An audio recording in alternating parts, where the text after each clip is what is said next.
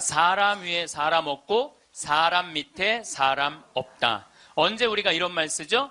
내가 사람 취급 못 받을 때. 근데 대한민국에 보면은 돈 있고 권력 있는 사람들이 돈 없고 권력 없는 사람들을 무시하는 경향이 너무나 커요.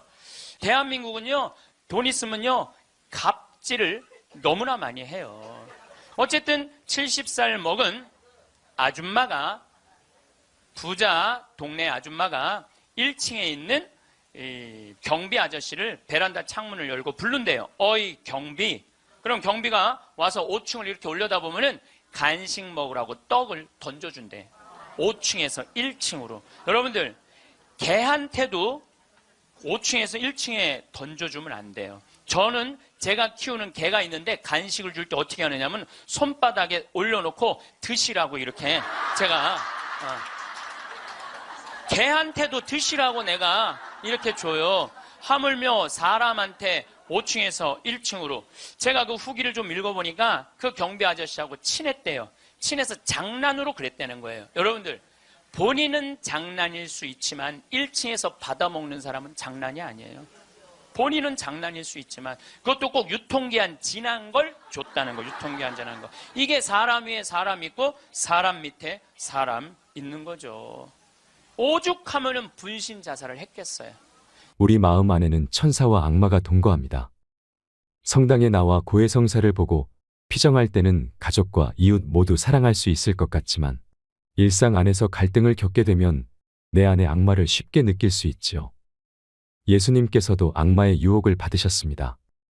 40일 동안 단식하시고 배가 고플 때 당신이 하느님의 아들이라면 이 돌들에게 빵이 되라고 해보시오 하는 유혹을 받으셨습니다. 우리가 세상에 살면서 가장 많이 받는 유혹은 돈에 대한 유혹입니다.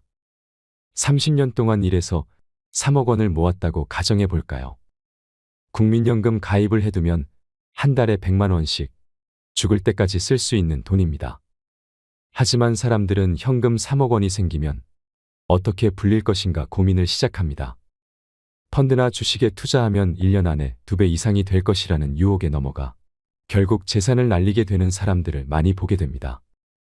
1970년 이후 대한민국 주식값과 땅값이 뛰면서 온 국민이 부푼 꿈에 들떠 있습니다. 1+1이 10도 되고 100도 될 수 있다는 유혹에 사람들이 쉽게 빠지게 된 것입니다. 아프리카에는 원숭이를 잡는 비법이 있습니다. 원숭이 손이 들어갈 만한 주둥이가 있는 항아리 안에 자갈을 깔고 바나나를 놓습니다. 그 안에 있는 바나나를 잡으면 주먹이 커져 항아리에서 손이 빠지지 않습니다. 바나나를 놓으면 항아리에서 손이 빠지는데 바나나를 놓기 싫어서 무거운 항아리를 들고 온종일 뛰어다니다 지친 원숭이를 잡아먹습니다. 우리 가운데에도 바나나를 놓지 못하는 사람들이 많습니다. 주식이나 땅과 같은 재물, 이러지도 못하고 저러지도 못하는 것들을 지금 놓으면 제일 행복합니다. 우리는 마음의 욕심 때문에 악마의 유혹에 쉽게 넘어가게 되는 것입니다. 유혹 중에 가장 무서운 유혹은 자식 욕심이라고 합니다. 아메리카 원주민들은 자식이 태어나면 별에 봉헌합니다. 별처럼 많은 행복한 추억을 가지고 살았으면 좋겠다는 생각에서입니다. 또는 우리 아이가 건강하게 뛰놀기를 바라는 마음으로 들판에 봉헌합니다. 그러나 우리나라 엄마들은 아이들을 학원에 봉헌합니다. 임신하는 순간 하느님께 감사하며 아이의 행복을 빌기보다 부모가 원하는 행복을 빌지요. 부모가 계획한 틀에 맞춰 명문대 진학을 목표로 어려서부터 교육이 이루어집니다. 유아교육학자들이 말한 바로는 언어와 숫자를 인지할 수 있는 좌뇌가 발달하는 시기는 6살부터라고 합니다. 하지만 우리나라 부모들은 5살까지 한글과 숫자 교육을 하느라 여념이 없습니다. 마음 급한 부모들이 온 집안에 가나다와 ABC로 도배해 놓은 탓에 창문으로 세상 구경을 하고 싶은 아이들은 숫자와 글자에 갇혀 영아기를 보냅니다. 아이가 자랄수록 부모의 기대치를 채우지 못하면서 관계는 악화됩니다. 어렸을 때 똑똑하다고 생각했던 자식이 지방 대학에 진학하게 될 때 부모의 상실감 회복은 더욱 어렵습니다. 그래서인지 부모와 자녀 사이가 가장 나쁜 세대가 대학생입니다. 처음부터 아이가 태어난 모습대로 원하는 것을 찾아 살도록 이끌어줬다면 20년간 사랑이 차곡차곡 쌓였을 것입니다. 결국 부모 욕심 때문에 자녀와 사랑을 쌓을 시간을 놓쳐버리는 것입니다. 우리는 욕심을 버려야 합니다. 돈이면 다 되는 세상이라고 생각하는 욕심, 자식이 내 마음대로 해주길 바라는 욕심, 세상 모든 사람이 나를 사랑해야 한다는 욕심, 이런 욕심들을 모두 내려놓아야 비로소 편해질 수 있습니다. 행복한 노후를 보내려면 노후의 지혜를 깨달아야 합니다. 오늘은 황창현 신부님의 행복 특강을 통해 우리 삶을 어떻게 껴안아야 하는지 듣겠습니다. 영상이 마음에 드신다면 구독과 좋아요, 알림 설정 부탁드립니다.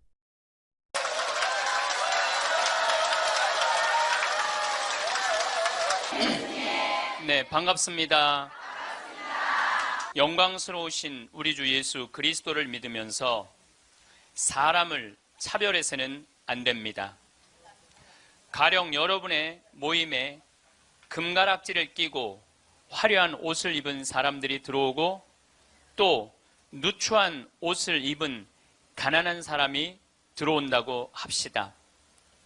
여러분이 화려한 옷을 걸친 사람을 쳐다보고서는 선생님은 여기 좋은 자리에 앉으십시오 하고 가난한 사람에게는 당신은 저기 서 있으시오 하거나 내 발판 밑에 앉으시오 한다면 여러분은 서로 차별하는 것이 아니겠습니까?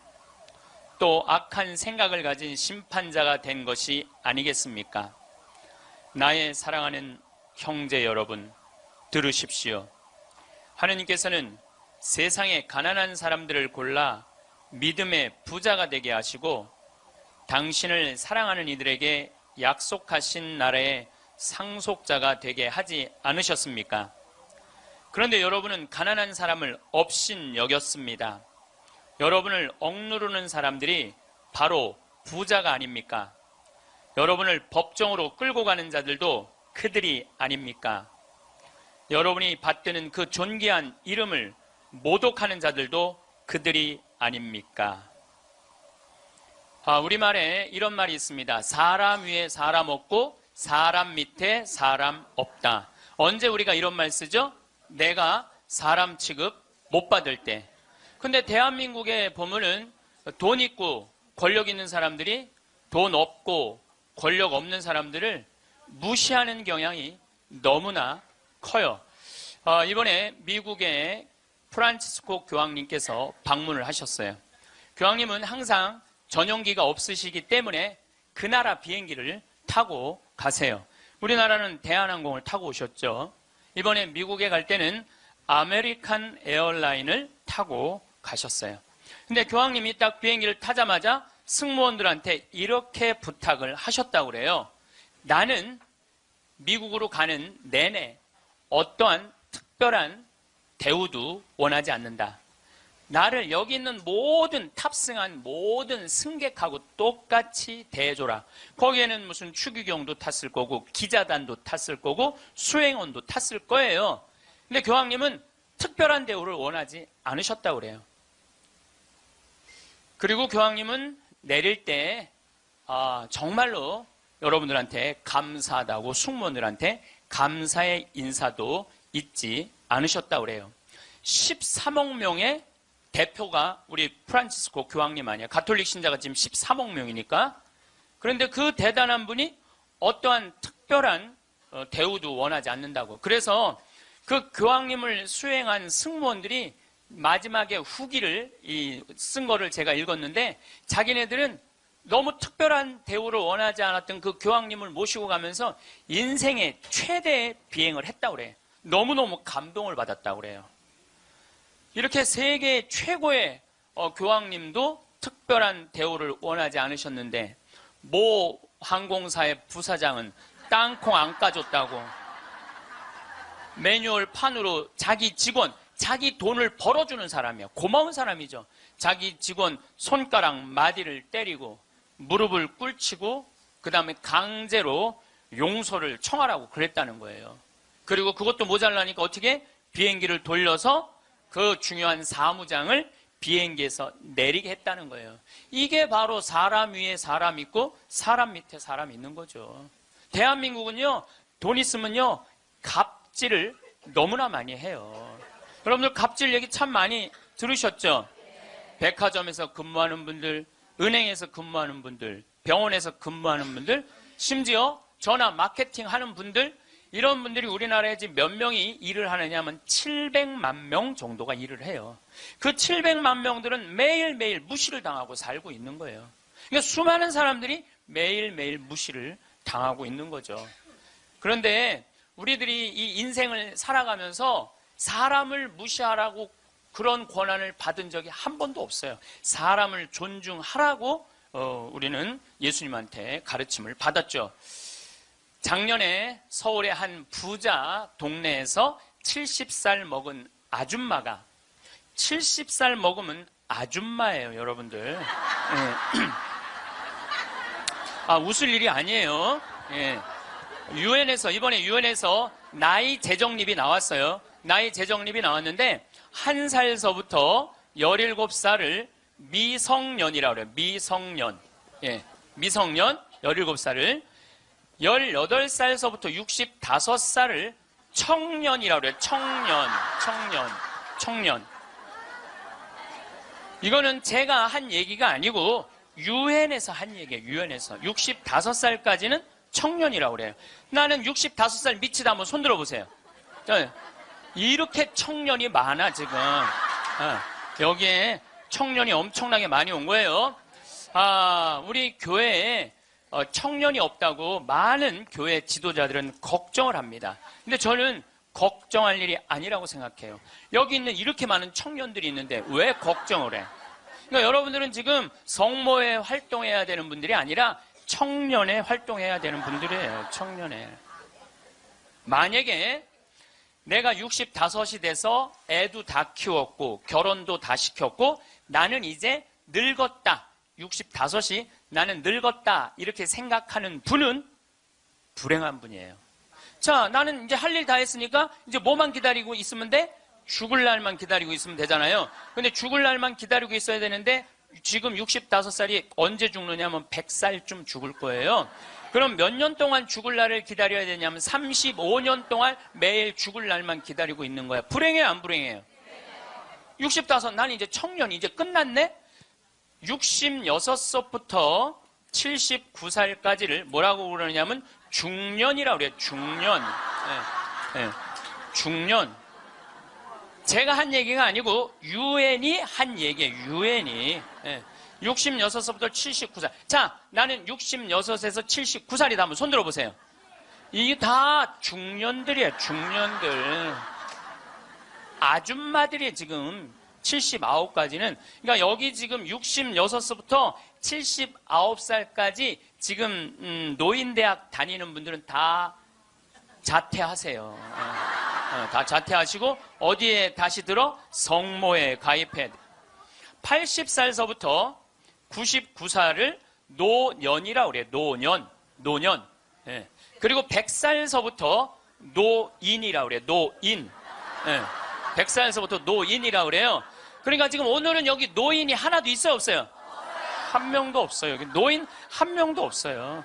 이제 100살쯤 되면은 그때 이렇게 말해도 돼요. 이제 나가 늙었으니까 이제 좀 집에서 쉬어야 되겠다. 이렇게 생각하시면 돼요. 어쨌든 70살 먹은 아줌마가, 부자 동네 아줌마가 1층에 있는 이 경비 아저씨를 베란다 창문을 열고 부른대요. 어이 경비. 그럼 경비가 와서 5층을 이렇게 올려다보면은 간식 먹으라고 떡을 던져준대. 5층에서 1층으로. 여러분들, 개한테도 5층에서 1층에 던져주면 안 돼요. 저는 제가 키우는 개가 있는데 간식을 줄 때 어떻게 하느냐면 손바닥에 올려놓고 드시라고 이렇게 제가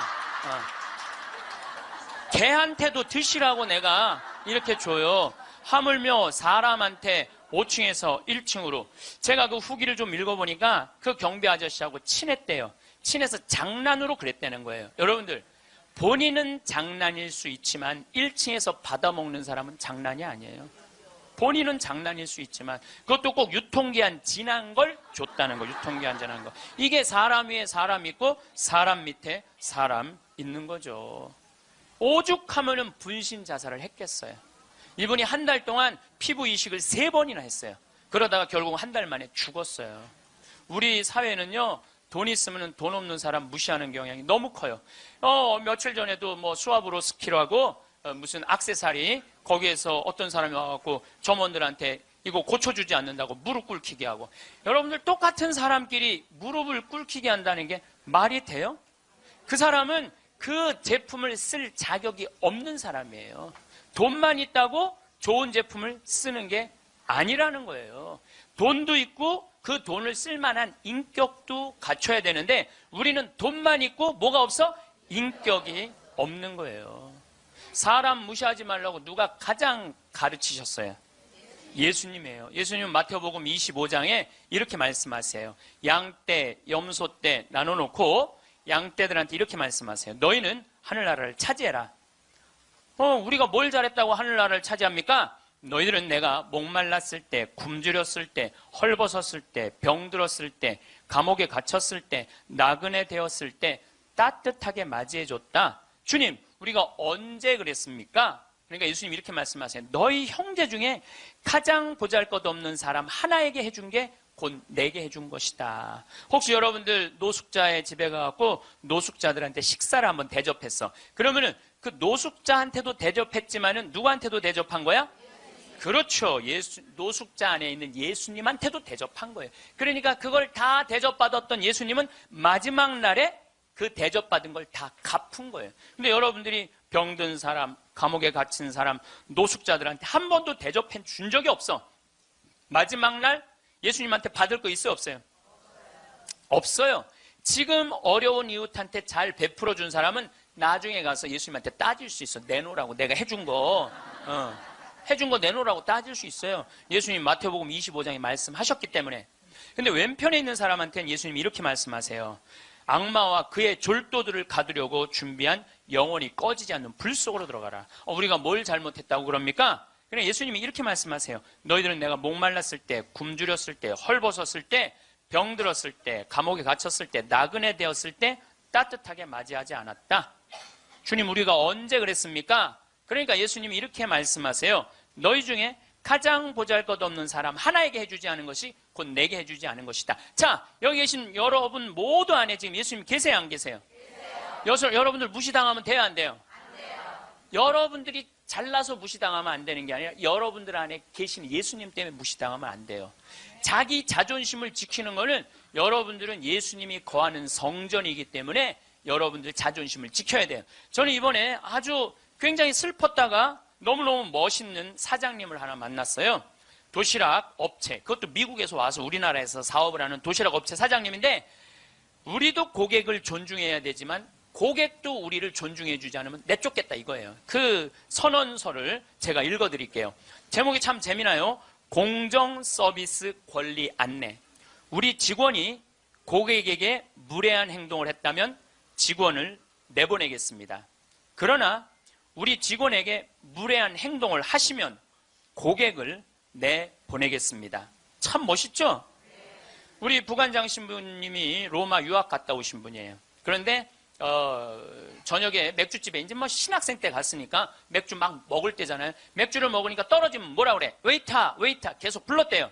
그랬더니 사장이 딱 오더니 나가라고 그러더래요. 왜 나가냐 그러니까 왜 우리 직원을 종 부리듯 부리느냐고. 술 떨어진 거 알면 우리가 찾아가고 필요한 거 있느냐고 물어볼 텐데 왜 내 직원을 종 부리듯 부리느냐고. 이렇게 종 부리듯 부리는 당신은 여기서 맥주 먹을 자격 없다고 나가라고. 근데 이게요 유럽도 그러고 미국도 그래요. 미국도 가면은요 아줌마 못 불러요. 올 때까지 기다려야 돼. 근데 우리는 내가 돈 주고 부린다고 식당에 가서 어떻게 해? 아줌마 왜 안 갔다 와? 안 갖고 와? 이게 종 부리듯 부리는 거예요. 이 뒷말이 더 멋있어요. 상품과 대가는 동등한 교환입니다. 우리 직원들은 훌륭한 고객들에게 마음 깊이 감사를 담아 서비스를 제공하겠지만 무례한 고객에게까지 그렇게 응대하도록 교육하지는 않겠습니다. 그러니까 무례한 고객한테 죄송합니다, 죄송합니다. 그렇게 안 가르치겠다는 거예요. 당신은 물건 살 자격 없으니까 나가라고 가르치겠다는 거예요. 우리 직원들은 언제 어디서 무슨 일을 하든지 항상 존중을 받아야 할 훌륭한 젊은이들이며 누군가에게는 금쪽 같은 자식이기 때문입니다. 직원에게 인격적 모욕을 느낄 언어나 행동, 큰 소리로 떠들거나 아이들을 방치하여 다른 고객들을 불편하게 하는 행동을 하실 경우에는 저희가 정중하게 서비스를 거부할 수 있음을 알려드립니다.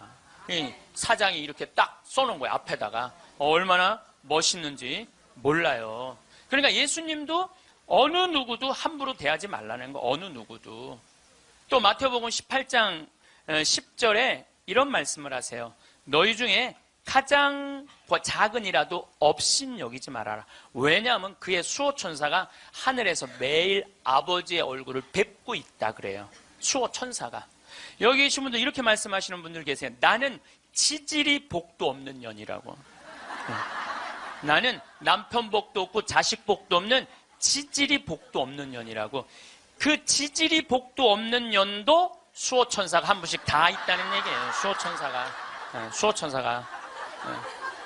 한 분씩 다 있는 거예요. 그러니까 여기 계신 여러분들 전부 지금 수호천사 있어요, 없어요? 있어요.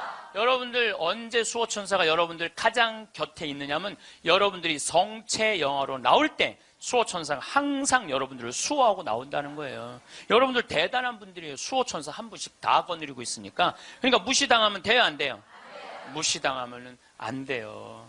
예수님은 이 세상에 오셨을 때도 가진 자 편에 서지 않고 가지지 못한 자 편에 서세요. 부처님 아버지는 직업이 뭐죠? 부처님 아버지는 왕이었어요. 공자님 아버지는 관리였어요. 마호메트 아버지는 큰 부자 상인이었어요. 물론 마호메트 엄마가 뱃속에 있을 때 돈 벌러 나갔다 죽어요. 그래갖고 마호메트는 유복자. 예수님 아버지는 직업이 뭐예요? 목수. 내가 신학교 다닐 때 신론 배울 때 예수님 아버지는 성부라고 예수님 아버지 직업은 하느님이었어요. 하느님. 예수님 양아버지 직업은 뭐예요? 목수예요. 2000년 전에 목수는 하루에 2끼 정도 먹었다고 그래요. 그러니까 가난한 집에 태어나신 거예요. 예수님은. 굳이 당신이 선택해서 올 수 있었는데 굳이 가난한 집에 택해서 오신 이유는 뭐냐면 가난한 이들과 함께 하겠다는 거예요. 그리고 당신 태어날 때 천사들이 누구를 초대하느냐면 목동들을 초대해요. 야, 삼왕은 자기네들이 찾아온 거고 예수님이 초대한 건 누구냐 하면은 목동들이에요. 저기 대단한 분 태어났으니까 가봐라. 그래갖고 예수님한테 처음으로 인사를 한 사람들은 목동들이야. 우리가 알퐁소 토대의 별이라는 책을 읽어갖고 목동을 굉장히 낭만적인 사람들로 알고 있는데 중동에 가보면요 세상에 더러운 게 목동이에요. 그래서 목동하고 상대하지 말라 그래. 도둑놈들이라고. 상대하지 말라 그래. 왜냐하면 한번 풀 뜯으러 염소 풀 뜯으러 나가면은 한 달을 돌아다녀야 되거든요. 그러니까 한 달 동안 내가 가서 보니까 머리에 떡을 칠하고 다녀요. 먹을. 냄새가 얼마나 나는지 몰라. 또 밤낮에 기온차가 많으니까 옷을 몇 겹을 입고 한 달 동안 안 빨고 그것만 입고 다니는 거예요. 그 더럽고 냄새나는 목동들을 예수님은 첫 손님으로 초대한 거예요. 이게 누구를 초대하겠다냐? 보잘것 없는 사람들을 귀하게 여기겠다는 거예요. 그리고 당신 활동하실 때는 앞 못 보는 사람, 듣지 못하는 사람, 말하지 못하는 사람, 팔 오그라드는 사람, 등 굽은 여자, 다리 오그라드는 사람, 몸 썩어가는 나 환자, 몸 파는 여자, 나라 팔아먹은 세리들이랑 먹고 마시고 놀았다고 그래요.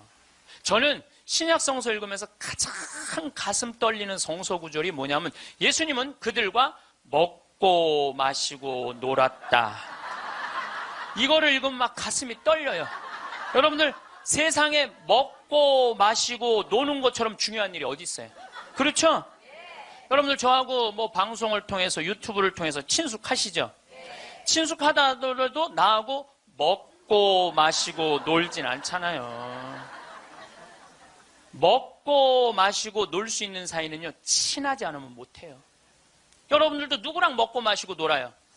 친한 사람들이랑 먹고 마셔요. 오늘 이거 끝나고 나면 길거리에 나가고 너 오늘 나하고 먹고 마시고 놀자. 길거리에 있는 사람한테 말할 수 있어요, 없어요? 귀싸대기 맞을 거예요. 여기 오늘 같이 온 친구들하고, 야, 우리 오늘 강의 끝났으니까 여기 명동에 가서 우리 먹고 마시고 놀자. 친하지 않으면 못하는 거예요. 친하지 않으면. 그리고 먹고 마시고 노는 사이는 그 사람의 속사정을 다 알아요. 그 사람이 뭘 힘들어하는지, 그 사람의 고민이 뭔지 먹고 마시고 놀지 않으면 모르는 거예요. 본당 신부도 마찬가지예요. 본당 신부할 때 5년 동안 사목을 했는데 교우들하고 한 번도 먹고 마시고 놀지 않았어. 그러면 여러분들은 본당 신부하고 추억이 있을까요, 없을까요? 없어요. 이게 웃을 일이 아니에요. 루카복음 7장 8절에 예수님은 먹보요 술꾼이라고 그래요. 먹보요 술꾼이라. 저도 본당 신부할 때 사목을 하는 기본이 뭐냐면 먹고 마시고 노는 거였어요. 사목의 기본이 먹고 마시고 노는 거였어요. 장례가 나잖아요. 그럼 저는 반드시 초상집에 갔어요. 초상집에 가갖고 장례 전날 가갖고 소주 한 병 내오라고 그래요. 그럼 상주 전부 다 오라고 그래요. 상주들하고 소주 한 잔씩 하면서 먹고 마시면서 어머니가 어떻게 살았는지, 아버지가 어떤 병으로 돌아갔는지 얘기를 다 들어요. 그리고 1시간을 그렇게 소주 한 병을 먹으면서 이야기를 하고 다음날 강론할 준비할 필요가 없어. 강론. 왜냐하면 강론 때 이 엄마가 어떻게 살았고 가족은 어떻게 하고 다 얘기할 수 있는 거예요. 먹고 마시고 놀고 왔기 때문에 공감이 되는 강론을 할 수 있는 거예요. 근데 만약에 초상이 났는데 내가 그 집에 한 번도 간 적이 없어. 그냥 장례만 딱 왔어. 그 강론은요, 그 고인들하고 남아있는 유족들하고 아무 공감대가 없는 강론을 할 수밖에 없어요. 예수님이 우리가 이 신약 성서를 읽을 때 너무너무 착착 쉽게 와닿죠? 왜 우리가 쉽게 알아들을 수 있는지 아세요? 예수님이 우리랑 먹고 마시고 놀았기 때문이에요. 이게 얼마나 가슴 설레는 성소구절인지 몰라요. 어떤 가르침보다 위대한 말이 뭐냐면 예수님은 그들과 먹고 마시고 놀았다예요. 저도 87년도에 시각장애자들하고 1년 동안 여기 상계동에서 먹고 마시고 놀아봐서 87년도에 내가 그분들하고 1년 동안 살면서 물어봤어요. 여러분들은 살면서 뭐가 가장 힘드냐고. 그랬더니 그분들이 하는 얘기가 가장 힘든 게 뭐냐면 내 몸으로 난 자식 얼굴을 모르는 거래요. 내 몸으로 난 자식 얼굴을 모르는 거예요. 여러분들은 애들 어때요? 애기 낳으면은 이뻐요, 안 이뻐요? 막 100일, 200일 된 애들 보면 손가락 보면 어때요? 기가 막히죠? 그러니까 엄마들, 애기 엄마들 보면 막 애 손도 막 먹고 발도 막 먹잖아요. 막 먹어 보니까 먹을 기세야. 먹을 수만 있으면은. 너무너무 좋으니까. 그리고 그냥 눈에 티만 들어가도 막 뭐 이거 비벼내고 그러는데 나한테 한다는 애가 신부님 이만한 애를 눈에 넣어도 안 아프대. 눈에 넣어도 안 아파. 이걸 넣는데 어떻게 안 아파. 눈알이 터지든지 뭘 하든지 해야 될 거 아니야. 눈에 넣어도 안 아파. 그렇게 좋다는 거야. 그렇게. 아기를 보는 기쁨은요. 그건 세상에 돈으로 살 수 없는 기쁨이에요. 우리 집에도 드디어 조카가 장가를 가서 딸을 낳았어요. 로사라는 나는 이제 할아버지가 됐어요. 조카 손녀가 있어. 조카 손녀가. 근데 그 집에 가보면 참 볼만해요. 증조 할머니, 증조 할아버지, 할머니, 할아버지, 엄마, 아빠 6이서 둘러서갖고 얘가 이제 막 돌 며칠 전에 지났거든요. 얘는 가만히 보니까 아무것도 안 해. 그런데도 6이서 둘러서갖고 참 쳐다보고 있다가 눈만 뜨면 뭐라 그러냐면 눈 떴다. 눈 뜬 게 뭐 이렇게 대단한 일이라고.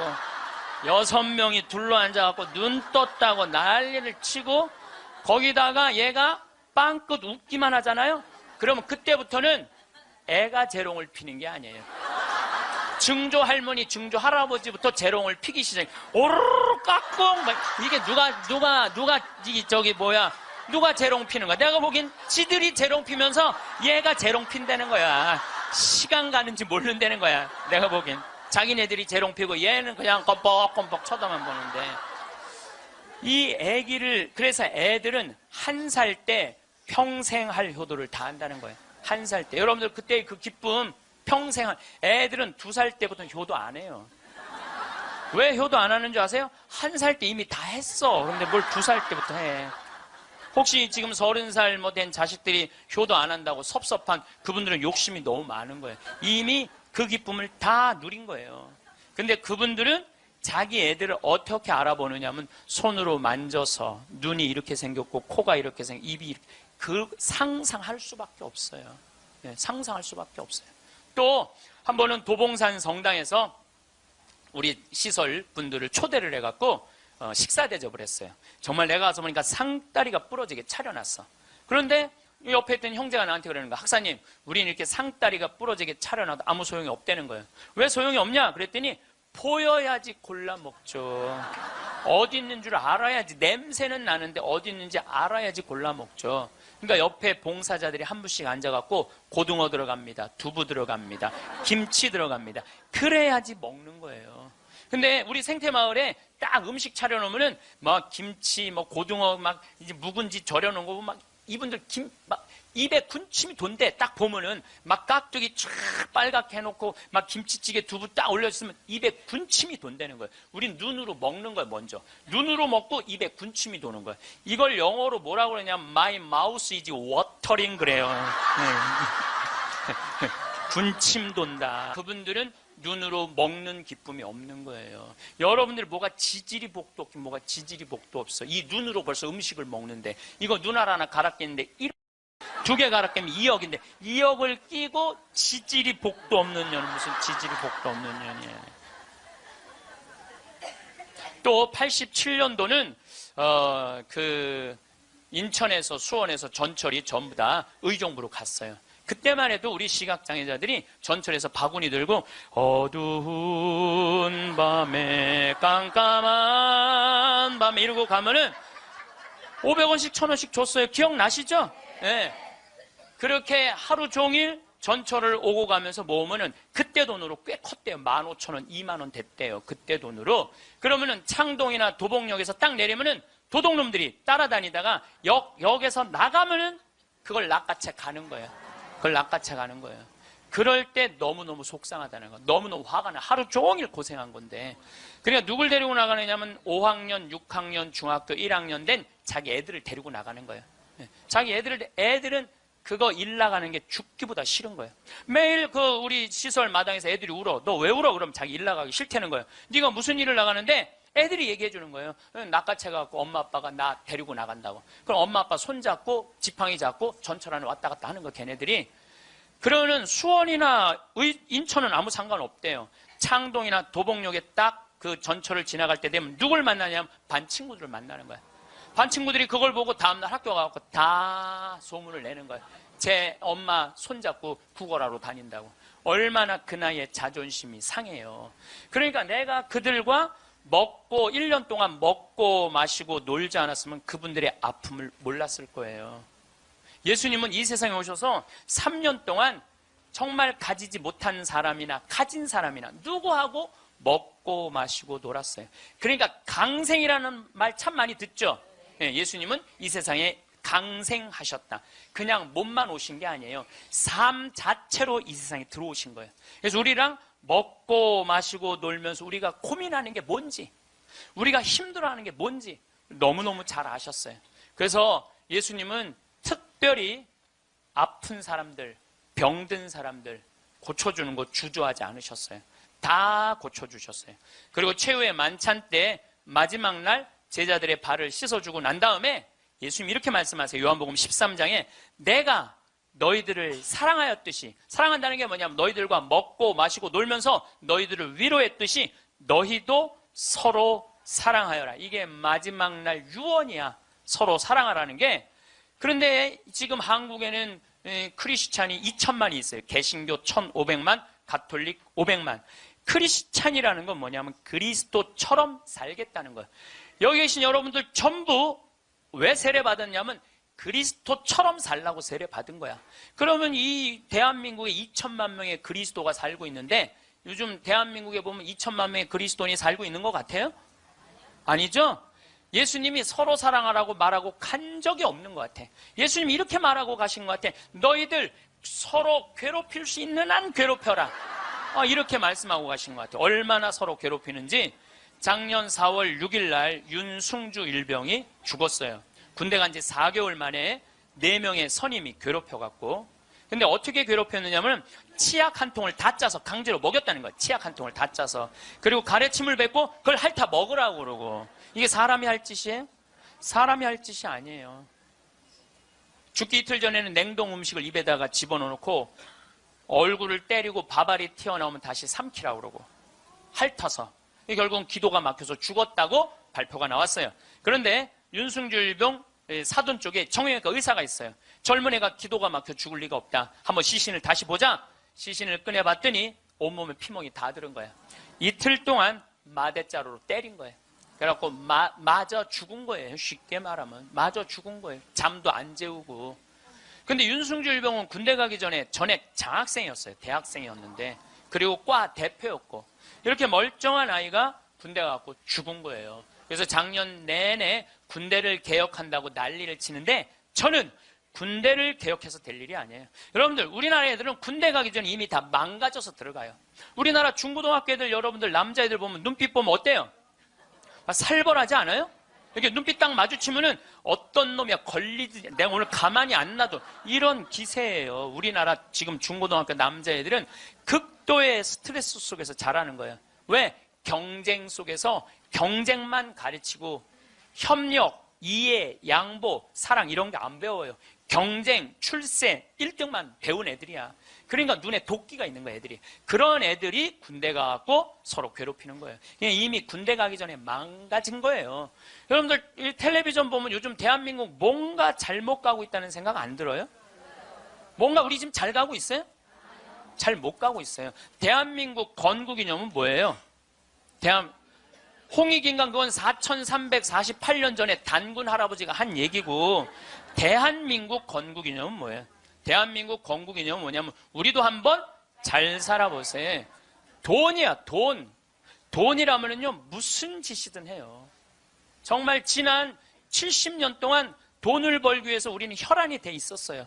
그리고 우리나라는 돈을 많이 벌었어요. 참 많이 벌은 나라예요. 전 세계 다녀보세요. 대한민국처럼 좋은 차 타고 여러분들처럼 이렇게 기가 막히게 멋있는 옷 입고 여러분들처럼 잘 먹는 나라 거의 없어요. 전 세계에서 10위 안에 들어요. 10위 안에 들어요. 참 잘 먹고 잘 살아요. 근데 무슨 영국의 옥스퍼드 대학 나오고 우리나라 기자가 이런 말을 했어요. 기적을 이룬 나라, 기쁨을 잃은 나라. 기적은 이루었는데 너무너무 잘 살긴 하는데 기쁨이 없는 나라야. 전부 다 우리나라를 지금 그렇게 표현하거든요. 그리고 애들이 흙수저 물고 태어났다고. 누구는 금수저 물고 태어났는데 누구는 흙수저 물고 태어났다고. 내가 보기엔 너무 잘 사는데 이런 표현들이 있는 거예요. 이거는요 돈보다 더 높은 가치가 있거든요. 이제 대한민국이 추구해야 되는 건 뭐냐면 돈보다 더 높은 가치를 추구해야 될 때예요. 이제는. 근데 아직도 돈이야. 아직도 돈. 아직도 경제 그래요. 정의, 인권, 자유, 생태계, 자연 이 높은 가치들이 있는데 우리는 아직도 경제예요. 세월호가 왜 침몰했어요? 돈 때문에 침몰한 거예요. 6,000톤급 큰 배들은요. 배 밑에 평형수를 심어야 이렇게 다 둬야 돼요. 근데 우리는 4분의 1밖에 평형수를 안 담고 4분의 3은 뭐 실은 거야? 돈 실은 거예요. 돈. 그러니까 304명이나 죽었죠. 단원고등학교 아이들 249명. 피어보지도 못한 그 꽃들이 249명이 죽었어요. 이게 대한민국 모두의 책임이에요. 세월호의 책임만이 아니라는 거예요. 어른 55명이 죽은 거예요. 돈 때문에. 핀란드라는 나라는 건국이념이 뭐냐면 나눔이야, 나눔. 이 나라는 러시아의 100년 지배를 받아요. 100년 지배를 받으면서 독립을 해요. 국민들이 모여갖고 우리 진짜 잃었던 나라를 찾았으니까 이 나라를 어떻게 건설해 나갈 것이냐? 국민들이 그래요. 콩알 한쪽이라도 나눠 먹자. 그래서 이 나라는요. 가난했을 때부터 나누기 시작하고 지금까지도 잘 나눠요. 지금까지도. 지금 국민소득 6만 달러예요. 이 나라는 초등학교, 중고등학교 전액 무상교육이에요. 근데 더 놀라운 건 대학생들도 전부 공짜로 대학 다 다녀요. 그리고 기숙사도 다 공짜야. 시골에서 헬싱키로 공부하러 올라왔어. 그러면은 기숙사비 다 국가에서 다 대줘요. 근데 더 놀라운 건 대학생들이 돈이 없어갖고 아르바이트 할까봐 책 사볼 돈이 없어서 아르바이트 할까봐 아르바이트 하지 말어 공부해. 그러면서 책값 하라고 모든 대학생들한테 한 달에 43만 원씩 용돈을 줘요. 모든 학비도 안 되는데 용돈도 줘. 이 나라는 석박사까지 공짜예요. 프로그램 참여하면 석박사까지 다 공짜야. 그러려면 뭘 많이 내야 돼? 세금을 많이 내야 되잖아요. 이 나라는 한 700만 원 정도 월급 받는 사람들이 세금을 얼마를 내냐면 320만 원 정도 내요. 이 정도 내야지 대학생들한테 용돈까지 주죠. 자, 이제 대한민국도 애들이 등록금 못 내갖고 지옥이라고 그러잖아요. 그러니까 이제 어른들, 애들, 대학생들 등록금 공짜로 해주기 위해서 700만 원 버는 사람들 320만 원 돈 내십시오. 낼 것 같아, 안 낼 것 같아요? 여기다가 빨간 띠 두르고 결사 반대. 박근혜 정부는 자폭해라 막 이러고 아마 할 거예요. 네. 누가 대한민국이 정이 많은 나라래? 저는요, 대한민국 정 많은 나라라는 거에 동의할 수 없어요. 왜냐하면 정이 많은 나라가 해외 입양 1위를 해요. 우리나라가 해외 입양 1위예요. 제가 지난 여름에 유타라는 곳에 강의를 다녀왔는데 거기 가보니까요, 몰몬 교도가 많은 데예요. 저녁에 식당에 갔는데 엄마 아빠는 백이냐. 근데 애들은 누가 봐도 우리나라 애들이에요. 그 한 식당에 세 쌍의 자녀들이, 그러니까 세 부부 쌍의 자녀들이 우리나라 애들이야. 나는 대한민국의 어른으로서 걔네들한테 너무너무 미안하더라고요. 전 세계에서 해외 입양 1위가 대한민국이에요. 2위가 어딘 줄 아세요? 필리핀이에요. 3위가 우간다, 4위가 인도, 5위가 우즈베키스탄이에요. 그 나라들에 비하면 우리나라는요, 2배, 3배 잘 사는 나라예요. 2배, 3배 잘 사는 나라에서 해외 입양 1위를 하고 있는데 정이 많은 나라예요? 정 많은 나라 아니에요. 또 제가 요즘 잠비아 도와준다고 한 3년 동안 한 10억 정도 잠비아 도와줬어요. 가서 뭐 이제 농장도 한 20만 평 꾸며주고 소도 돼지도 닭도 옥수수밭도 감자밭도 다 해놨어요. 근데 나한테 전화해갖고 이렇게 항의하는 분들 참 많아요. 대한민국에도 굶어 죽는 사람 많은데 뭐하러 아프리카까지 가서 도와주느냐고, 정신 있는 거냐 없는 거냐 나한테 이렇게 전화하는 분들 참 많아요. 여러분들, 우리나라가요 6.25 전쟁 끝나고 난 다음에요 미국에서요 밀가루 받아서 먹고 살았어요. 밀가루. 그래서 우리 천주교하고 밀가루하고 인연이 많아요. 정부를 못 믿으니까 밀가루를 어디다 줬어? 성당에 다 갖다 줬어요. 그래서 성당에서 나눠줬어요. 그래서 옛날에는 밀가루 받아 먹으려고 세례 받는다 그래서 밀가루 신자라는 말까지 나왔어요. 그렇게 우리가 그 배고픈 시기를 미국에서 원조 받아갖고 버텨냈어. 그럼 세계에서 9번째로 1조 달러가 넘는 나라가 9나라인데 우리나라가 9번째 1조 980억 달러예요. 그렇게 잘 사는 나라가 아프리카의 나라 도와주는 건 당연한 거예요. 받았으면 줘야지. 받고 우린 꿀떡하고 끝나고 있어요. 근데 그게 OECD 국가 중에 가난한 나라 안 도와주기로 우리나라가 1등이에요. 뭐가 정이 많은 나라예요. 말로만 정 많으면 다예요. 정이 많은 나라가 아니에요. 내가 지지난주에 동창 모임에 사회복지시설 운영하는 신부님을 만났어요. 기가 막힌 얘기를 들었어요. 어떤 얘기를 들었느냐 하면 서울의 한 시내 한복판에 지적장애자들 작업장을 학교에, 중학교에 만들려는데 주민이 반대하는 거예요. 그랬대요. 우리 동네 쓰레기 처리장은 들어와도 지적장애자 작업장은 못 들어온다. 참.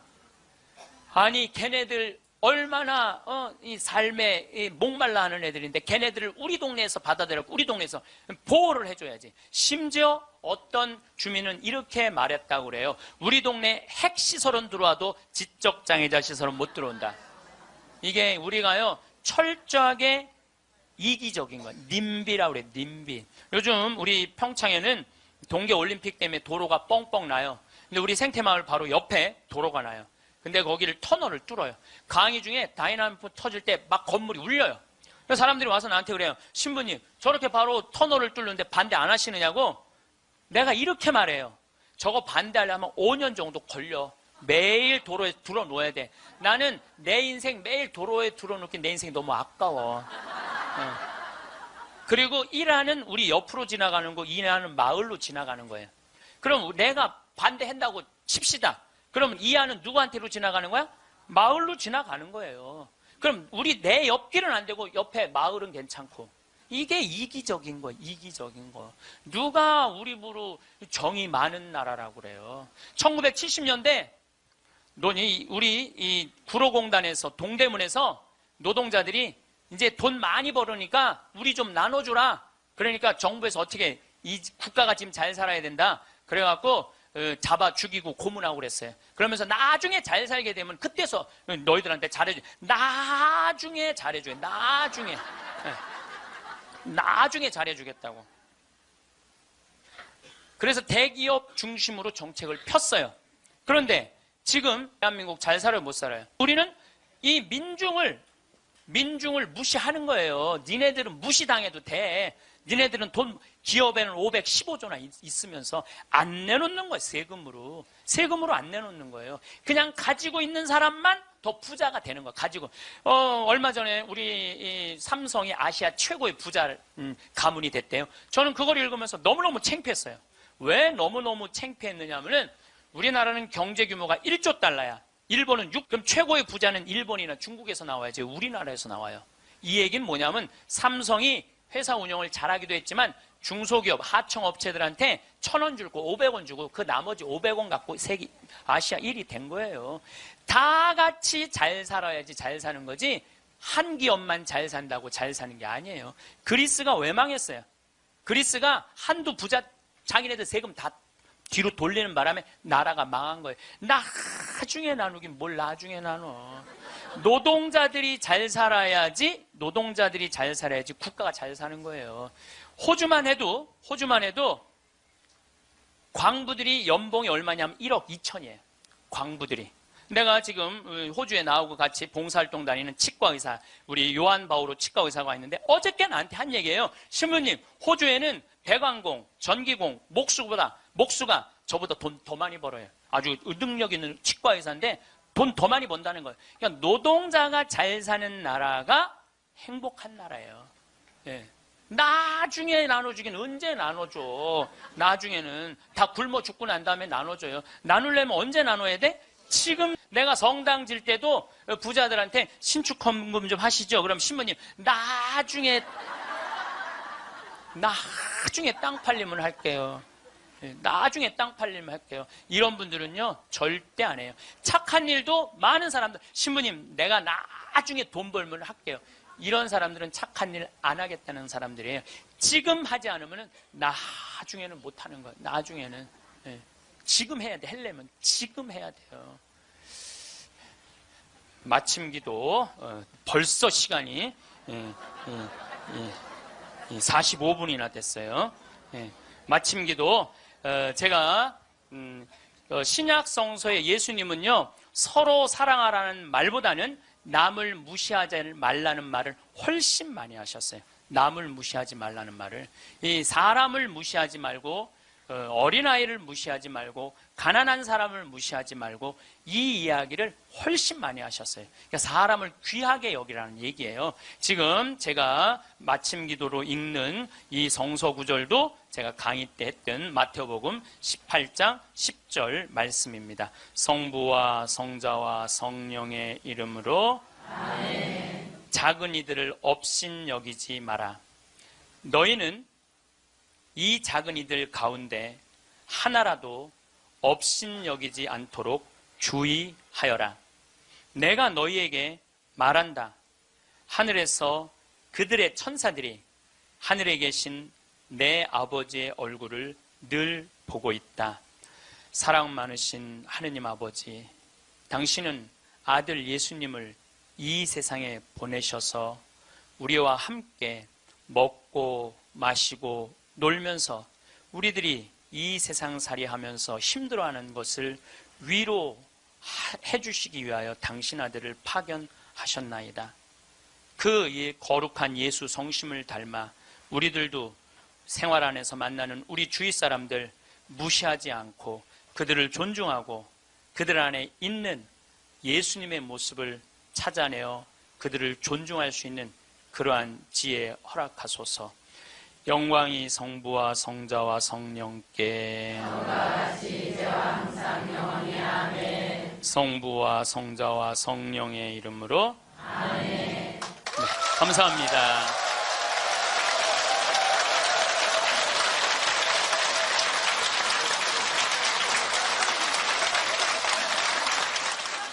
황창현 신부님의 감의가 어떠셨나요? 여러분은 얼마나 평등한 세상 속에서 지혜롭게 사랑을 베풀며 살아가고 계신가요? 행복한 삶을 살아가기 위해 우리는 욕심을 버려야 합니다. 모든 인간을 사랑으로 평등하게 대우해야 합니다.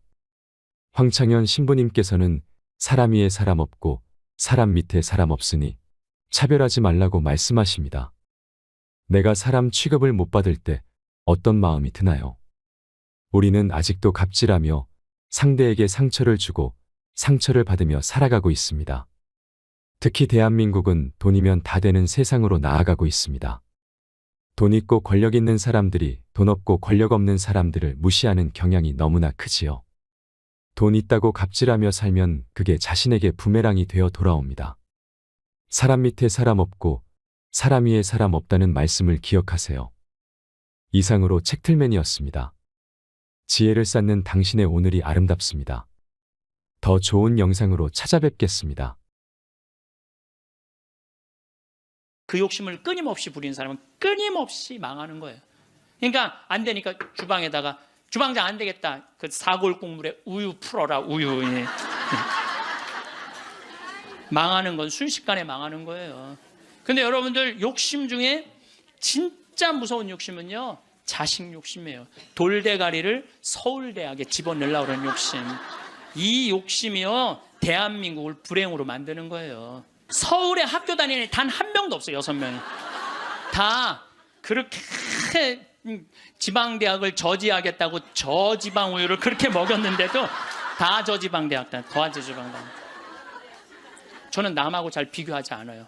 왜냐하면 비교해도 내가 안 되는 게 너무 많아. 키도 조그마고 얼굴도 씹다 뱉은 수제비 같이 생기고 안 되는 게 너무 많은데 물론 나름대로 괜찮죠. 네. 나름대로 괜찮은데 남하고 비교하는 순간부터 행복은 날아가는 거예요. 황창현 신부님의 행복 특강 시작하겠습니다. 영상이 마음에 드신다면 구독, 좋아요, 알림 설정 부탁드립니다. 황창현 신부님의 지혜로 사랑과 행복이 가득한 삶이 되시길 바랍니다. 네, 시작기도 바치고 하겠습니다. 성부와 성자와 성령의 이름으로. 아멘. 아버지께서는 아버지께서 주신 모든 이에게 영원한 생명을 주도록 아들에게 모든 사람에 대한 권한을 주셨습니다. 영원한 생명이란 홀로 참 하느님이신 아버지를 알고 아버지께서 보내신 예수 그리스도를 아는 것입니다. 영광이 성부와 성자와 성령께 성부와 성자와 성령의 이름으로. 참 예수님, 네, 반갑습니다. 자, 우리가 이제 죽음 껴안기라는 주제로 강의를 이제 9시간째 하고 있습니다. 여러분, 우리가 이 세상을 살면서 차마 죽지 못하고 이 세상의 미련을 끊임없이 갖고 있는 이유 중에 하나는 욕심 때문에 그래요. 우리가 마음에서 욕심을 놓으면요, 삶도 행복하게 살 수 있고 죽음도 행복하게 받아들일 수가 있습니다. 여러분들이 쓰고 있는 살림살이의 70%는 손도 한 번 안 댄대요. 여러분들이 지금 쓰고 있는 살림살이 생전 쓰는 게 30%도 안 돼. 시집 올 때 그걸 싸갖고 들고 와갖고 이걸 버리지 못하고 평생을 이사 갈 때마다 들고 다니는 거야. 한 번도 쓰지도 않을 거.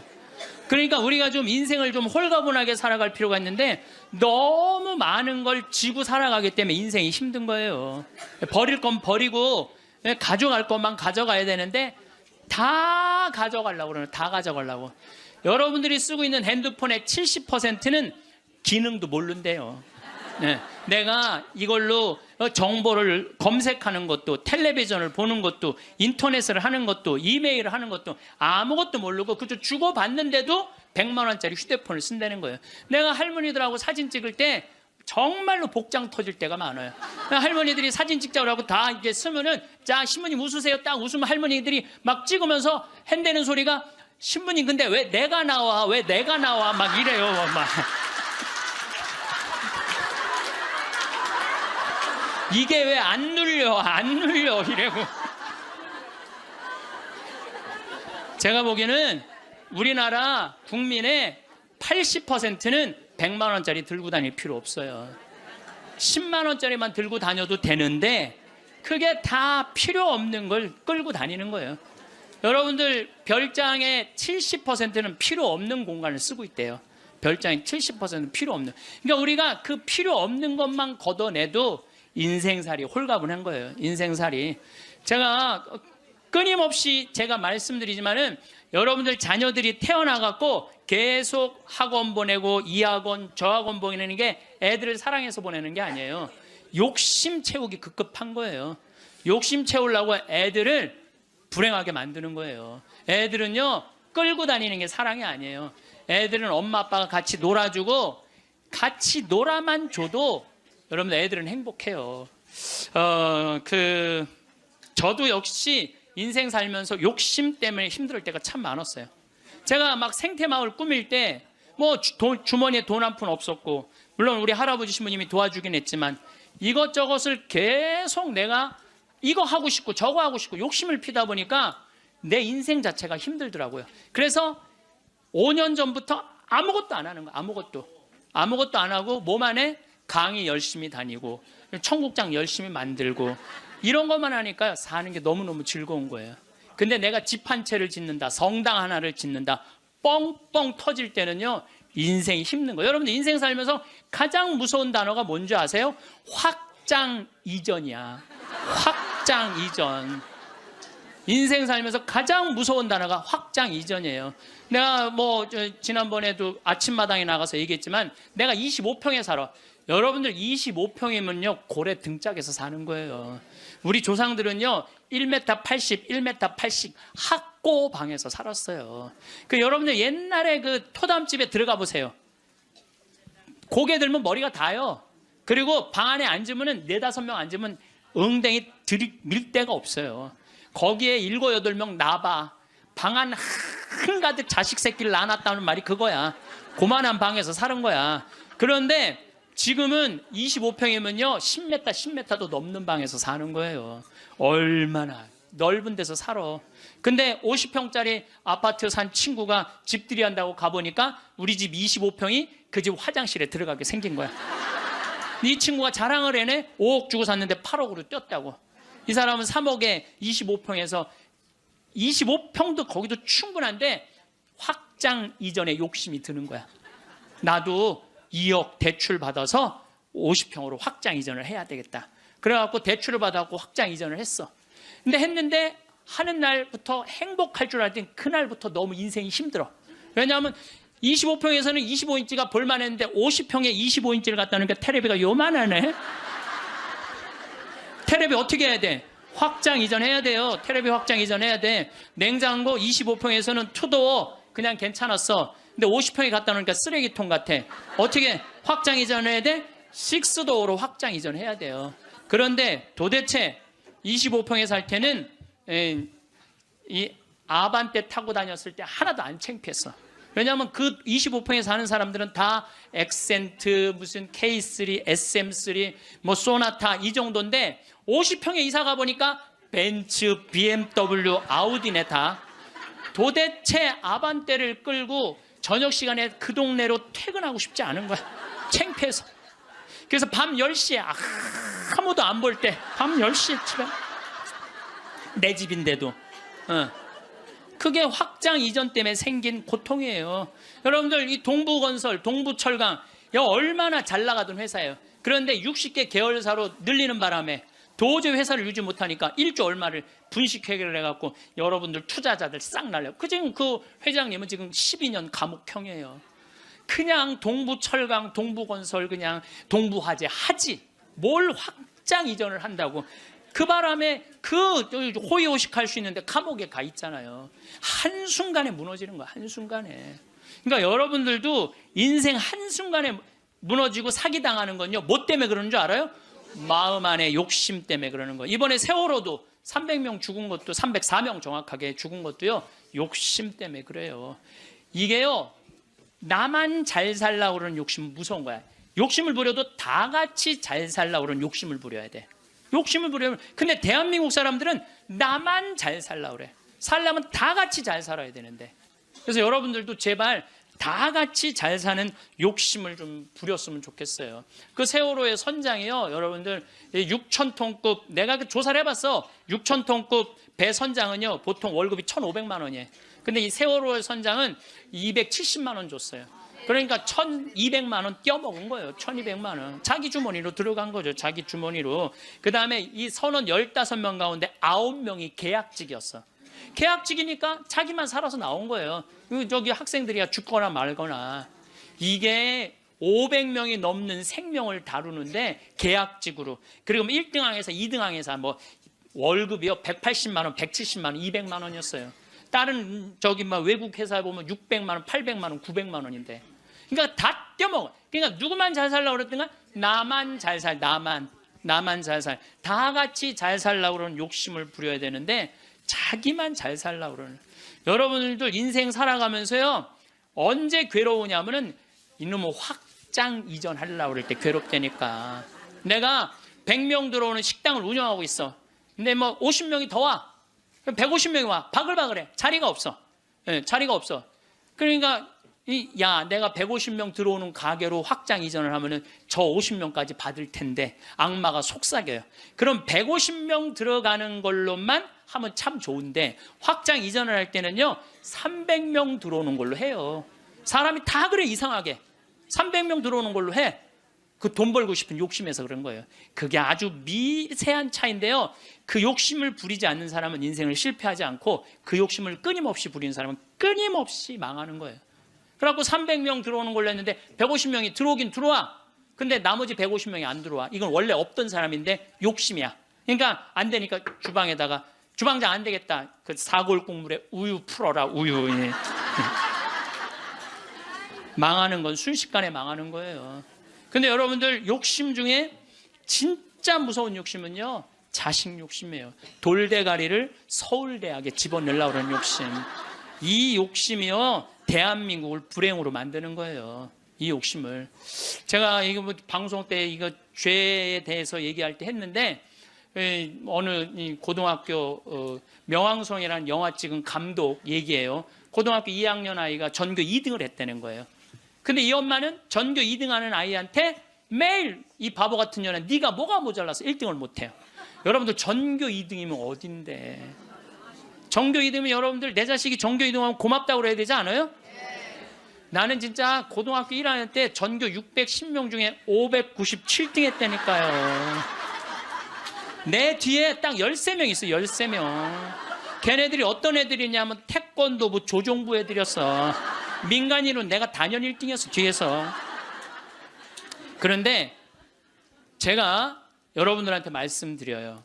저는 어렸을 때부터 이날 때까지 항상 즐겁게 놀았던 기억이 많아요. 공부했던 기억보다는. 근데 저는 참 행복해요. 근데 공부만 했던 사람들하고 얘기해 보면요 행복했던 기억이 없대요. 그럼 누가 남는 장사야?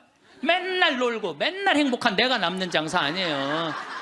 그게 남는 거예요. 그러니까 여러분들 자식들 공부 못한다고 구박할 게 아니라는 거예요. 행복한 길을 찾아주면 되잖아요. 고등학교 2학년 때 얘가 1등 아이가 시험을 못 봐갖고 어부지로 얘가 1등을 했어. 얘가 내자 써놓고 15층에서 뛰어내려 죽었잖아요. 이제 됐지. 엄마한테 한 마지막 항변이죠. 그리고 죽은 거예요. 여러분들 우리가요 2009년에 202명의 중고등학생들이 자살을 했어요. 202명의 중고등학교 학생. 1년에 300명씩 죽어요. 지금 자살로. 청소년 자살률 세계 1위가 우리나라예요. 이게 누가 죽이는 건 줄 아세요? 대한민국 국민들이 죽이는 거예요. 이번에 세월호에서 이 단원고등학교 249명 죽었어. 그거보다 더 많은 숫자가 1년에 자살해서 죽어요. 부모들이 죽이는 거죠. 부모들이. 이게 뭐 때문에 죽이는 거예요? 욕심 때문에 욕심 때문에. 그리고 난 고등학교 2학년 때 전교 꼴등을 했어도 꿈은 있었어. 신부가 되고 싶은 꿈. 나는 고등학교 2학년 때 신부 원하면 그냥 다 가는 줄 알았어. 근데 딱 올라가 봤더니 공부를 잘해야지 신학교를 가는 거예요. 내 성적 갖고는 어린 푼어치도 없는 거예요. 내 성적 갖고는. 그래서 진짜 신부가 되고 싶은 열정에 공부 열심히 했어요. 근데 첫 시험에 전교 25등을 했어요. 전교 500 꼴등 하던 놈이. 난 뭐 너무너무 감사하죠. 신학교만 들어가면 되니까. 그래 나는 고등학교 2학년 때 우리나라 대학은 딱 4개 있는 줄 알았어요. 서울대, 연대, 고대, 신학교. 그랬더니 담임선생님이 우리 어머니한테 얘 공부 조금만 더 하면 서울대 갈 수 있을 것 같다고. 내가 다니는 학교와도 명문고등학교였거든요. 나는 그 일반 학교 갈 생각이 전혀 없었어. 오로지 신부님이 목표였어요. 그러니까 어머니가 반대 진짜 많이 했어요. 정말 이건 눈물 없이 못 듣는 얘기야. 얼마나 나를 괴롭혔는지 몰라요. 고등학교 3학년 때는 잠을 안 재웠어. 새벽 3시까지 설득한다고. 아버지는 회사 사표 낸다고 그러고 어머니는 죽는다고 그러고. 왜냐하면 어머니 아버지가 성당을 안 다녔거든요. 예. 아무도 우리 집에 형제들도 아무도 성당을 안 다녔으니까 이해를 못 하는 거죠. 그러니까 아버지 이론이 그거야. 왜 평생 남의 손에 밥을 먹으려고 그러느냐 이거예요. 예? 마누라가 해주는 밥을 먹어야지. 예? 예? 그리고 대를 이어야지. 그게 조상님 얼굴을 보는 거지. 대가 끊어지면 어떻게. 나는 막내인데 무슨 대를 이어. 장남만 이으면 되지. 예. 맨날 그냥 고등학교 3학년 때 어머니 아버지가 제주도로 내려간다는 둥 하여튼 굉장히 반대가 심했어요. 그래도 저는 귀에 하나도 안 들어왔어요. 저는 그때도 어렸을 때 내 인생이야 이건. 엄마의 인생이 아니고 아버지의 인생이 아니야.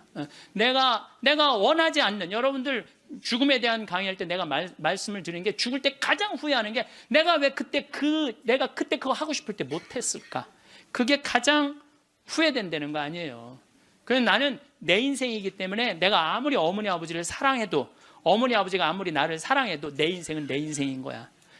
그게 너무 강렬했죠. 사제가 되고 싶은 욕심이. 그래갖고 이제 고등학교 3학년 반대를 심하게 했는데 어쨌든 나는 신학교 원서를 넣어서 신학교 합격을 했어요. 너무 행복했어요. 온 세상을 다 얻은 것 같았어요. 그래갖고 집에 갔는데 어머니 나 신학교 합격했습니다. 근데 안방에서 빗자루 들고 두들겨 패는 거야. 막 두들겨 패는 거야. 나가라고. 너 같은 자식 필요 없다고. 나는 또 어머니가 또 안내조차도 내 발로도 잘 집을 나갔어요. 나가라고. 나가서 한 달 동안 떠돌아 살다가, 신학교 들어가기 전에 한 달 동안 떠돌아 살다가, 올해는 집 많으니까 가서 친구네 집에도 가고 동생 네 집에 가서도 자고. 그 이제 입학식 날 어머니가 이불을 안 해주는 거예요. 이불을 해줘야 돼. 그래서 내가 3,000원짜리 스폰지 요 하나 사고, 그 매양동이라고 수원 거기 솜틀집이 많아요. 거기 가서 내가 솜 틀어서 내가 해서 내가 싸들고 이제 가는데 어머니가 그러는 거예요. 신학교 들어가기 전날 내가 천주기라면 치가 떨린다는 거예요. 내 막내 아들 뺏어간 천주기 치가 되는 거예요. 그래서 당신이 세례를 받으면 10손가락에 장을 지진다는 거예요. 네. 앞으로는 넌 내 자식 아니니까 앞으로 너는 우리 집에 들어올 생각 하지 말라고. 부모 자식 인연 끊자고. 난 너무 고맙더라고. 안 그래도 끊을 판인데. 아니 지금은 좀 문화가 다르지만 우리 때만 해도요, 신학교 들어가면 부모 자식 인연 끝났는다고 우리 그렇게 알고 자랐어요. 인연 끊는 고맙더라고. 어머니가 먼저 끊자고 그래갖고. 신학교 들어갔어요. 신학교 너무 좋더라고요. 정말로 행복하게 지냈어요. 여름방학 때 왔는데 들어오지 말라는 거예요. 들어오지 말라고 그래도 여름방학 때 신학생이 얼마나 바빠. 중고등 캠프 따라가야지, 초등학교 캠프 따라가야지, 청년 캠프 따라가야지, 신학교 무슨 연수 있지. 집에 들어갈 시간이 어디 있어. 들어오지 말라고 그래도 그게 먹히지가 않는 거죠. 어머니 얼굴 보기도 바쁜데. 겨울방학 때도 들어오지 말라는 거예요. 누나네 집에 지금 장가간 우리 조카 방에서 이제 방학을 하고 2학년 1학기 여름방학 때 왔는데 깜짝 놀란 거예요. 거실 한가운데 성모님하고 예수님이 계신 거예요. 거실 한가운데. 그래서 이게 어떻게 된 거냐? 그랬더니 어머니가 그러는 거예요. 네가 그때 신학생이 뭔지도 몰랐으니까 네가 성당 나오라 때문에 내가 안 나갔다는 거예요. 근데 꿈에 요한 바오로 2세 교황님이 오셔서, 그때 한참 84년대 한국에 오셨잖아요. 꿈에 오셔서 소리를 질르더래요. 이 집이 신부가 날 집인데 고집을 피면 어떻게 하느냐고. 근데 그 소리가 너무 커갖고 깨어났는데 너무 놀랬대요. 천둥 소리 같이 컸대요. 그래서 내 아들 팔자가 신부 팔자인가 보다. 내가 마음을 고쳐 먹어야 되겠다.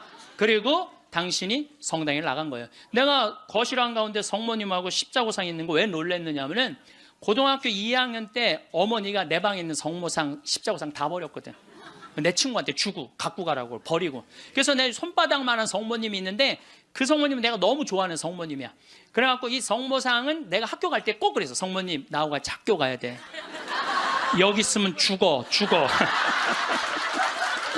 그래서 이제 가방에 넣어갖고 학교 가요. 그럼 어머니가 버리려고 내 방 딱 방문 열으면 없다는 거. 분명히 있었는데 성모님이 발이 있는 것도 아니고.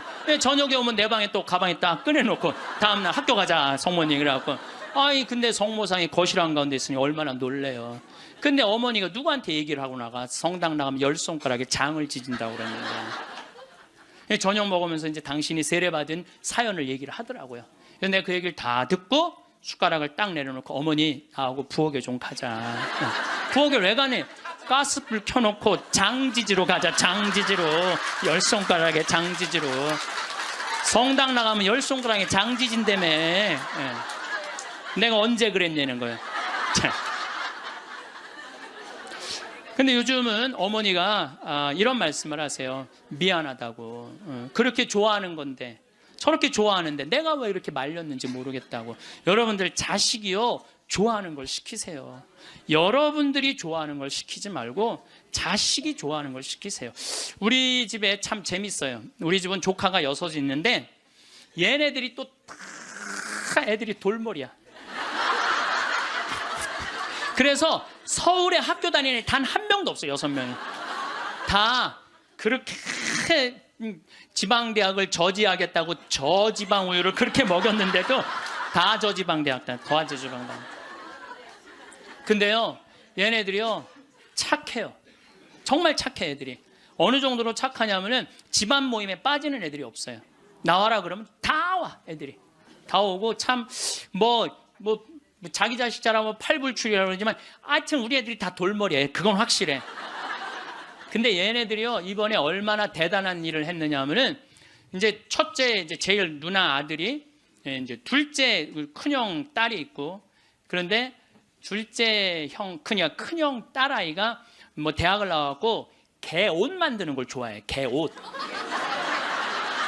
그래서 취직을 안 하고 개 옷만 만드는 거야. 개 옷만. 근데 작년에 그 첫째 누나 아들이 나한테 그러는 거예요. 삼촌, 제가 심장이 굉장히 튼튼한 애라는 거예요. 무슨 심장? 개를 저렇게 좋아하고 옷을 저렇게 잘 만들고 콘테스트에도 막 대고 그런데 쟤한테 날개를 달아줬으면 좋겠다는 거예요. 무슨 날개를 달아주면 좋으냐? 그랬더니 이 친구가 하는 얘기가 삼촌, 수원 이 지역에 보니까 개 카페가 하나도 없대. 그래서 쟤한테 개 카페를 차려주면은 카페도 잘 운영하고 옷도 잘 만들어서 참 행복하게 살 것 같다는 거예요. 그래갖고 자기네들끼리 이제 6 애들이 모여갖고 회의를 계속 하는 거야. 어떻게 하면은 개카페를 어느 가게도 자기네들끼리 보러 다니고 여러분 이게 보통 쉬운 일이 아니거든요. 근데 자기네들끼리 다 하는 거야. 그러더니 삼촌, 근데 내가 또 선경 지면이 있잖아요. 우리 조카 애들이 머리가 돌머리니까 우리 형제들한테 무슨 얘기냐면 쟤네들 변변하게 취직 못할 것 같으니까 우리 쟤네들을 위해서 개 모임을 해두자. 그래갖고 개 모임을 계속 해갖고 돈을 많이 모아놨어요. 걔네들을 위한 돈을 모아놨어. 그래갖고 이제 돈을 모아놨는데 지원을 해달라는 거예요. 통장은 내가 갖고 있으니까 니네들 계획서 갖고 와봐. 계획서를 갖고 왔는데 기가 막히게 해왔더라고. 그래서 좋아. 그러면은 내가 지원을 해줄게. 그래갖고 이제 그 형제 황씨 사랑의 통장이야 이름이. 예. 그때 황씨 사랑의 통장 거기서 애들을 2억에 내야 되는 걸 자기네들 손으로 다 치라고 해갖고 1억에 가게를 낸 거야. 예. 가게를 냈는데 요즘 얼마나 가게가 잘 됐냐면 손님이 너무 많이 와갖고 티켓을 준대. 몇 시에 오라고 이렇게. 여러분들 저는 우리 애들을 보면서요 내가 걔네들이 서로 친하고 그래. 야 얘네들아 니네들이 왜 서로 그 막내집 딸은 그러니까 둘째 형님 딸은 커피 바리스타 배워갖고 커피 내리고 그 오빠는 기획하고 커피 기계 사주고 그리고 큰형 딸은 거 운영하고 이게 쉬운 일이 아니잖아요. 그래서 내가 불러갖고 걔네들한테 한마디 했어요. 야 니네들 중에 서울대학 다니는 애 한 명만 있으면 니네들 절대 이렇게 안 돼. 니네들이 다 저지방 다니기 때문에 이렇게 친한 거야. 그래서 니네들 저지방 다니는 게 다 축복이야. 축복이야. 그래서 공부 못한다고 불행하다. 공부 못한다고 행복하지 않다. 그 생각을 버리라. 얘네들 만나면은요 너무너무 즐거운 거예요. 나는 정말 내 조카들이지만은 참 존경스럽고 사랑스럽더라고요. 그래서 여러분들도 내 애를 꼭 공부로 비교하지 말라는 거예요. 애들이 성격 좋고 성실하면 되잖아요. 그러면 어디든 가서 해내거든요. 근데 그냥 공부만 하는 애들은요, 이게 교우 관계도 좋지 않고 사랑 관계도 좋지 않으면 힘들거든요. 며칠 전에도 갔더니 손님들이 꽉 차 있더라고요. 내가 이렇게 가서 보니까 가끔 시차를 나가야죠, 내가. 참 기특하더라고요. 그래서 이 세상이 막 험난하다고 그러지만은 그렇게 형제들끼리 어울려갖고 그렇게 하면은요 세상 살아가는 게 험난하지가 않다니까요. 근데 우리는 너무 개인적이고 너무 이기적이야. 서로 협동할 줄을 모르는 거야. 그러니까 이 세상 이렇게 잘 먹고 잘 사는데도 제가 늘 말씀드리잖아요. 대한민국의 5,000년 역사상 이렇게 잘 먹고 잘 산 적은 없어요. 5,000년 역사상. 그런데 왜 국민들은 행복하지 않다고 그래? 이게 나누지 못해서 그래. 나누지 못해서. 너무 이기적이라 그래. 너무 이기적이고 사랑을 할 줄 몰라서 그래. 제가 이제 다음 강의 때는 이번에는 죽음 껴안기로 9시간 했으니까 다음에는 삶 껴안기로 강의를 할 거예요. 삶 껴안기로. 삶 껴안기 때 사랑을 얘기를 많이 할 거예요. 지금 우리 이 대한민국 사회가 가장 필요한 게 뭐냐면 사랑이에요. 예수님이 말한 사랑을 살지 않기 때문에 우리가 각박한 거예요. 여러분들, 제가 요즘 그런 공부를 이제 강의 준비를 하면서 조사를 해보니까요, 우리보다 훨씬 가정적인 나라들이 훨씬 많아요. 우리보다 가정적인 나라가 훨씬 많아요. 그래서 여러분들, 이제 우리가 생각을 좀 바꾸고 삶을 좀 바꿔야지 이 세상도 행복하고 죽을 때도 행복하게 죽을 것 같아. 자, 마지막으로 우리 교황님께서 행복 10계명을 작년에도 내놓고 올해도 내놓으셨는데 내가 이게 내용이 너무너무 편안하고 좋아서 여러분들한테 소개를 해드립니다. 우리 교황님이 뭐라고 그러냐면 자신의 방식대로 인생을 살되 타인의 인생을 존중하라. 이게 참 좋은 것 같아요. 우리는요, 남 잘 되는 꼴을 못 봐요. 남 잘 되는 꼴을 일단 깎아내리는 거야. 내가 하면 로맨스, 남이 하면 스캔들이야. 근데 남이야 어떻게 살든 내 멋에 살 줄 알아야 돼요. 남이 어떻게 근데 우리는 자기 멋이 없는 거야. 자기 개성이 없는 거야. 아니, 우리 마리아, 그 아이가 8월 15일 날 태어나고 본명이 마리아인데, 마리아 그 개카페를 이렇게 하는 거 보면 자기의 삶이 있어. 자기의 영역이 있어. 저 지방대학 나와도 자기의 삶이 있고 자기 멋에 살아가는데 계획도 있더라고요. 나중에 삼촌 아프리카 잠비아 하는데 자기가 크게 쏠 거라는 거예요. 그 계획도 갖고 있더라고요. 그래서 여러분들도 남하고 비교하지 마세요. 남하고 비교하는 순간 여러분들은 불행해지는 거예요. 제가 하느님한테 감사한 것 중에 하나가 저는 남하고 잘 비교하지 않아요. 왜냐하면 비교해도 내가 안 되는 게 너무 많아. 키도 조그마고 얼굴도 씹다 뱉은 수제비 같이 생기고 안 되는 게 너무 많은데, 물론 나름대로 괜찮죠. 나름대로 괜찮은데 남하고 비교하는 순간부터 행복은 날아가는 거예요. 그래서 교황님이요, 자기 방식대로 인생을 살라는 거예요. 근데 자기가 없잖아. 우리는 내가 없고, 누구 서울대학 안 가면 난 패배자고, 자식이 의사가 없으면 난 패배자고, 강남에 못 살면 난 패배자고, 이런 생각을 하고 사는 거예요. 꼭 이뻐야지 훌륭하고 잘생겨야지. 그러니까 꼭 이뻐야 돼요. 나는 요즘 들어서 얼굴보다는 마음이 훨씬 더 중요한 것 같아. 그리고 사실은 50 넘으면 다 거기서 거기예요. 50 넘으면 거기서 거기예요. 다 비슷비슷해요. 그런데 마음이 얼마나 아름다우냐에 따라서 다르다는 거예요. 마음이. 그래서 자기 방식대로 살 줄 알아야 된다는 거예요. 두 번째, 타인에게 마음을 열라. 우리 가운데 여기 계신 분들 이런 생각하고 있는 분들 계실 거야. 인생을 살아가면서 상처 많이 받은 분들은 아무도 사랑하지 않을 거야. 아무도 사랑하지. 나는 주지도 않고 받지도 않을 거야. 이런 분들 있어요. 내가 인생 살아보니까 인간들 이게 쓸데가 못 돼. 인간들 믿을 게 못 돼. 나는 사랑 안 하고 살 거야. 뭐하러 살아 그럼? 그렇지 않겠어요? 사랑을 하고 살아야지 사람인데 아무도. 제가 요즘 이렇게 이제 나이를 먹으면서 사람을 만나는 게 참 즐겁더라고요. 사람을 만나는 일이 참 즐겁고 신나더라고요. 그래서 이렇게 사람을 만나고 연락을 주고받고 친구를 도와주고, 물론 나도 도움을 많이 받죠. 여기 우리 교우들이 저를 정말 많이 도와주는, 그래서 정말 신나요. 나도 또 도울 수 있는 일이 있으면 얼마든지 돕고, 그러니까 타인에게 마음을 열 때 삶이 풍요로워지는 거예요. 인간관계가 굉장히 넓어지고 삶이 풍요로워지는 거죠. 다른 사람들에게 마음 열고 친절하게 대해야 된다는 거예요. 아까 제가 이 명동에서 이제 밥 먹고 들어오면서 문을 열어줬는데 한 20명 정도가 내가 문 열어주니까 계속 그냥 들어오더라고요. 내가 문을 열었는데 20명 정도가 계속 들어오더라고요. 그런데 여러분들, 이게 우리의 모습이에요.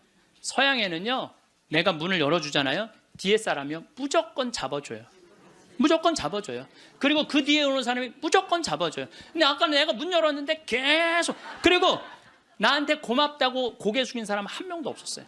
그냥 가는 거예요. 우리가요, 얼마나 타인에 대한 배려가 없는지 몰라요.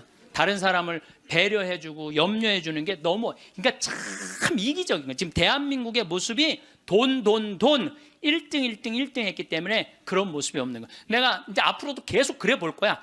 계속 한번 문 열고 한번 기다려 볼 거야.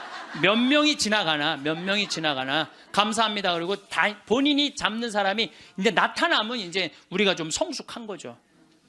내가 계속 붙잡고 있었다니까.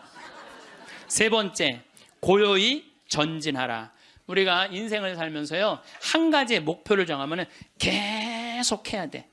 그 중간에 포기를 하면은요, 이게 안 하는 일만 못 하는 거예요.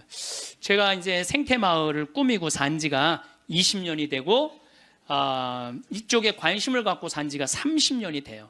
근데 계속 생태마을 꾸미다 보니까 저한테 하느님께서 시키는 일이 참 많더라고요. 근데 한 가지의 목표를 가지고 계속 고요히 전진하면은요, 우리의 삶에는 축복이 있어요. 근데 하다가 말면 있잖아요, 아무 축복이 없는 거예요. 아무 축복이 없는 거예요. 그래서 내가 뭔가 그냥 5년이고 10년이고 20년이고 계속 진행하는 일이 본인이 있어야 된다는 거죠. 네 번째, 건강하게 쉬어라. 우리 교황님이 참 멋있어요. 노를 때 건강하게 노르라는 거예요. 그러니까 노는 게 중요해. 노는 게, 여러분들 노는 게 하나도 안 중요할 것 같죠? 그거는 돈 있는 사람들의 사치일 것 같죠? 나는 니마 그 강을 건너지 마오에 그 할머니 할아버지들 돈 많아요, 적어요? 돈 많은 분들이 아니에요. 근데 어때요? 참 행복해 보이죠? 자식들이 중간에 와서 싸우긴 했지만 인간극장에서 보면 자식들도 참 건강해요. 손녀가 와갖고 결혼한다고 절도 하고 굉장히 건강한 집이에요. 그래서 나는 그 할머니 할아버지가 이렇게 손을 잡고 이렇게 가시는 모습을 보면서 저게 바로 건강한 거다. 둘이 얼마나 재미나게 살아요. 여러분들, 우리 할머니 할아버지들 한 집에서 어때? 맨날 싸우죠. 근데 늙어서는 싸우는 것도 재미야. 싸우지까지 않으면 무슨 재미로 살아, 둘이서. 싸우는 것도 재미예요. 근데 놀 때 건강한 놀이 문화를 만들 필요가 있는 거예요. 자기 취미 생활을. 우리 생태마을의 직원들이 이렇게 보면은 이제 생태마을에서 살면서 사는 게 즐거운 게 있는 것 같아. 그래서 건강하게 노는 법을 배우는 것 같아. 건강하게 노는 법을. 그래서 이번 9월 15일부터 9월 30일까지는 미국 횡단 여행 간다니까, 우리 직원들이 15일 동안. 참 좋죠. 식사 시간만이라도 텔레비를 끄고 눈을 마주보고 대화를 하면서 밥을 먹으라는 거예요. 교황님 얘기예요. 교황님 얘기, 내 얘기가 아니고. 근데 우리는 식사 때도 그러니까 가족이 아니야. 우리는 한 집에서 그냥 사는 거지. 식구가 아니라니까요. 식구가. 다섯 번째, 일요일은 가족과 함께 보내라. 여러분들 인생 살아가다 보면 나이를 먹으면 먹을수록 가족밖에 없다는 생각 참 많이. 물론 친구도, 벗도 중요하지만은 가족이 참 소중한 거예요. 그래서 근데 우리나라는 가족을 위해서 산다며 가족을 한 번도 안 만나는 아빠들이 너무 많아요. 30살에서부터 50살 때까지 가족을 산다면서 가족을 만나지 않아. 일요일 날 가족하고 함께 영화를 보러 가고 함께 이 운동을 하러 다니고, 어제 잠깐 보니까 스웨덴에서 아빠들이 이제 이 휴일을 평일날 해요. 그래갖고 이제 월요일 날 오전에만 근무하는 거야. 그리고 애들하고 노는 거야. 그게 너무 잘 돼 있어요. 근데 뭐 비단 그것뿐만 아니라 제가 가서 내 눈으로 봐도 너무너무 잘하는 거예요. 근데 우리는 성당 활동도 엄마 아빠 아들 딸 다 하는데 보면은 집에 오면 서로 말 안 하잖아. 성당 얘기도 안 하고 하느님 얘기도 안 하고 대화할 줄 모르는 거죠. 6번째, 젊은 세대에 품위 있는 일자리를 만들어줄 혁신적인 방법을 찾아라. 이 교황님 말씀이에요. 젊은이들이 일을 해야 되거든요. 우리나라의 또 심각한 문제 중에 하나가 젊은이들이 일거리가 없는 거야. 일거리가. 그리고 젊은이들이 노동의 소중함을 몰라요. 저는 요즘 꿈꾸고 있는 게 하나 있어요. 뭐를 꿈꾸느냐 하면은 이제 대한민국 여기서 일 안 해도 돼요. 내가 이제 이번 1월 30일 날 잠비아에 가거든요. 근데 무프리나 지역의 시장을 만나기로 했어요. 시장을 만나서 얘기를 하려고 그래요. 땅을 좀 달라고. 거긴 땅을 잘 줘요. 땅이 우리나라보다 7배 넓거든. 근데 다 평지야. 근데 비도 많이 오시고 땅도 옥토예요. 근데 그걸 할 줄을 모르는 거예요. 참 대한민국은요, 1953년 여기서 잠비아가 그때 우리보다 잘 살았어. 근데 60년이 지났는데 잠비아는 하나도 발전하지 않고 우리는 이렇게 발전한 거예요. 기적을 일으키긴 했죠. 그래서 이제 거기다 땅을 사놓고 내가 하고 싶은 건 뭐냐면은 우리나라 노숙자들, 괜찮은 사람인데 노숙자 된 사람들 많아요. 예. 그래 그 사람들 노숙시설 운영해갖고 거기서 재활 훈련을 해서 이제 더 이상 돈에 대한 욕심 부리지 말고 한번 아프리카에 가서 농사도 좀 멋있게 짓고, 젊은이들도 마찬가지야. 돈 벌을 필요 뭐 있어. 먹고 그냥 살면 되지. 꼭 돈을 벌어야 돼. 그래도 나는 최소한 200만 원은 주니까, 최소한 200만 원은 주니까, 예. 그럼 아프리카에 가서 여기서 기술 좀 배우고, 지금 한 1000만 평 달라고를 판이거든요. 예. 이번에 가서 그럼 1000만 평이면 포크레인도 다 보내놨고 트랙터도 이번엔 불도저를 살라고 그래. 불도저 사갖고 지금 수녀님이 옥수수가 올라오는데 너무너무 신난다는 거예요. 옥수수가 올라오는데 그럼 거기 내가 좀 보내려고 생각하고 있어요. 이번에 이제 마침 대사도, 거기 이제 대사관이 없었는데 잠비아에서 대사가 오면 우리도 대사를 보내야 된대요. 대사관도 이제 생기고 아주 뭐 하여튼 신나는 일이에요. 근데 어떤 분들이 이런 얘기를 해요. 신부님, 한국 사람들도 지금 굶는 사람들이 많은데 뭐하러 아프리카까지 좁느냐고 내가 이런 분들한테 오늘 공식적으로 말합니다. 그래서 우리가 전쟁 끝나서 우리끼리 일어나서 이렇게 잘 먹고 잘 삽니까? 우리가요, 미국에서 보내준 옥수수, 밀가루, 옷 가지고 살아난 거예요. 그게 이기적이라는 거예요. 우리는 그렇게 못 먹고 못 살 때 그렇게 원조받아서 이렇게 일어섰는데 이제는 누가 할 차례야? 우리가 할 차례예요. 우리가 한국 사람들도 도와줘야 되지만은 지금 우리보다 엄청 못 사는 사람들 많아요. 이거 대한민국 사람들이 도우러 나갈 때 대한민국이 건강해요. 우리끼리만 잘 먹고 살자 그러면 대한민국 건강하지 않아요. 그래서 지금 다른 나라에 지금 수많은 지금 한국 사람들이 도우러 나가고 있거든요. 그게 또 국격을 높이는 일이야. 예, 국격을 높이는 일이에요. 여러분들 대한민국 나가면요, 잘 먹고 잘 사는데 그만큼 존경을 못 받아요. 왜냐하면 나누지 않기 때문에 그래요. 그래서 우리 교회가 저는 그런 일을 해야 된다고 생각하고, 그 젊은이들이, 제가 지난 그 봉사자들 데리고 가서 해고 왔는데 애들이요 정말 너무너무 행복해 하더라고요. 20명들이. 그래서 여러분들도 젊은이들한테, 여러분들은 뭐 할 일은 아니겠지만 우리 기업하는 사람들, 정치하는 사람들이 젊은이들이 일할 수 있는, 여러분들도 책임 있네. 애들 그냥 책상에서만 그냥 공부시키는 게 애들이 일을 안 하지. 예. 그래서 좀 운동도 좀 하고 이런 사회 문화가 됐으면 좋겠어요. 7번째, 자연을 존중하고 돌보라. 교황님이 환경 중요하게 여긴 거죠. 자, 여러분들, 이번에 지금 바다가요 어느 때보다도 뜨겁대요. 겨울 바다가. 이게 이제 뭘로 나오느냐면 엘니뇨라는 걸로 나오게 돼 있어요. 지금 겨울에는 바다가 식어져야 돼. 그래갖고 한 4도, 3도까지 내려가야 돼. 근데 지금 겨울 바다가 만약에 20도, 25도가 올라가잖아요. 그럼 여름에 35도, 37도까지 올라가요. 그렇게 되면은 태풍, 슈퍼 태풍 이런 게 온다는 거예요. 근데 그거 올 가능성이 굉장히 많다는 거예요. 그리고 지난 11월은 역사상 가장 더운 11월이었대는. 근데 여러분들 잘 모르죠. 이게 지금 어떻게 이렇게 돌아가는지 저렇게 돌아가는지. 우리가 자연을 사랑할 때 자연도 나를 사랑해줘요. 예. 우리가 자연을 괴롭힐 때 자연도 나를 괴롭히게 돼 있어요. 8번째, 부정적인 생각에서 벗어나라. 다른 사람을 험담하는 것은 자존감이 낮다는 거예요. 이 교황님 참 말씀 잘하셨어요. 다른 사람 험담하는 사람 중에 인격 훌륭한 사람 봤어요, 여러분들? 다른 사람 막 욕하는 사람들 인격 훌륭한 사람 없어요. 그러니까 남을 칭찬하는 사람이 인격이 올라가는 거예요. 여러분들 바다가 우리 강물이 바다로 내려가죠. 예, 바다로 내려가면은 겸손한 사람이 아래로 내려가는 거예요. 근데 바다로 내려가면은 바닷물이 참 넓죠. 겸손한 사람이 마음이 넓은 거예요. 겸손한 사람이 마음이 바다 같은 거예요. 그래서 내가 이렇게 종재기 같은 가슴으로 이 사람도 욕하고 저 사람도 욕하고 매 입만 열면 남 욕하는 사람, 이 사람은 마음에 기쁨이 없는 사람이야. 그래서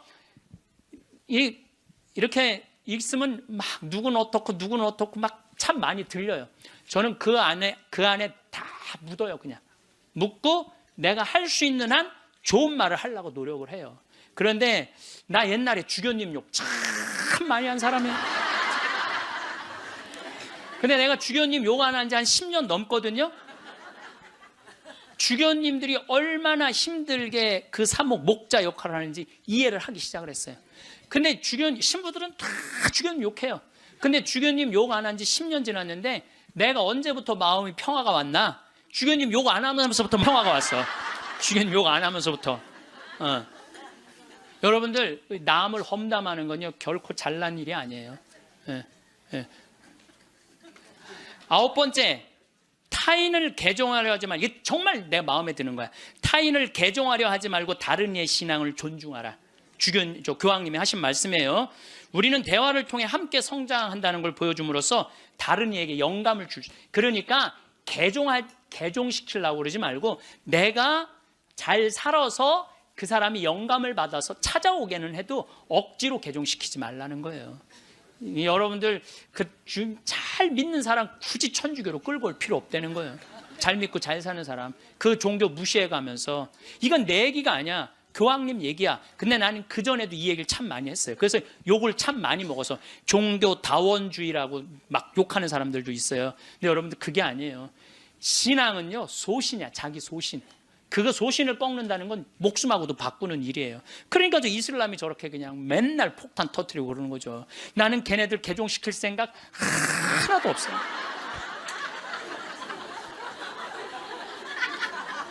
교황님이 뭐라고 그러냐면 모든 일 가운데 최악은 개종이다.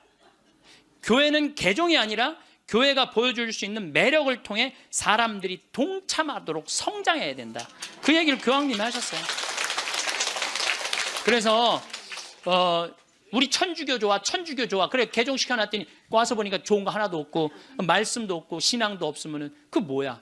그렇잖아요. 근데 내가 열심히 살고 하느님 기쁨 복음 내 안에 기쁨이 막 흘러넘쳐 내 안에 복음이 흘러넘쳐 그럼 그 기쁨을 나눠 가지는 사람은 그거는 바로 그게 교황님이 원하는 거라는 거죠.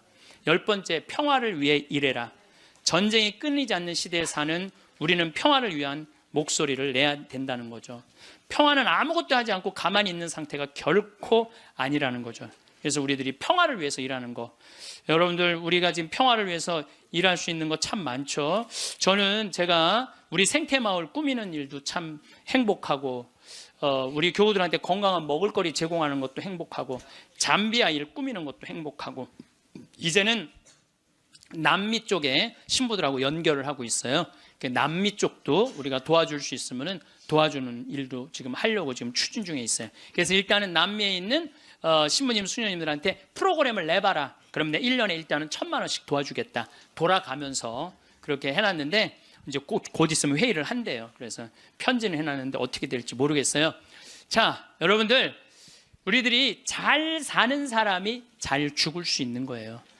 이제 예수님이 십자가에 못 박혀 돌아가시고 3일 만에 부활하셔서 하늘나라 문 열어놓으셨어요.